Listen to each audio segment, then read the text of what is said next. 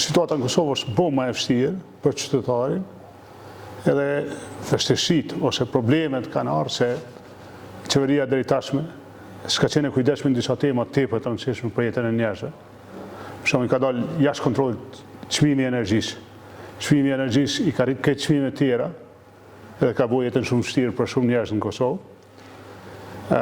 Kjo qeveri s'ka ditë me edhe unë zgjidhje këtë problem. Pra e uli çmimin e energjisë, e ndali rritjen, e uli çmimin, siguroi prodhim në Kosovë. Është ndalë hyrja e parës.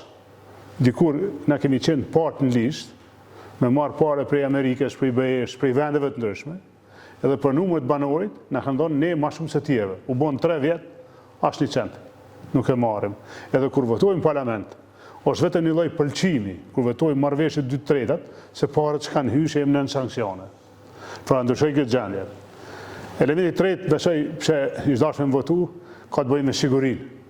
Unë veç kom punu në drejtim të një mundësie me hy Kosova NATO më shpejt, shumë lajme, shumë gjaje, ato që ndodhin në Senat, nuk janë rashi, unë tashmë më thonë që jam pjesë e asaj ideje që më ju aprovu Kosovë se drejta me hy NATO, mundësia me hy NATO, besoj që kur e zgjidhim çështjen e sigurisë me antarësim NATO, në të njëjtën kohë e zgjidhim edhe dialogun me Serbinë, se me automatizëm, po edhe perspektivën tonë, pra të zhvillimit, edhe besoj që te qytetari i Kosovës, prej atyne që garojnë sot, unë jam një për adresat sigurta.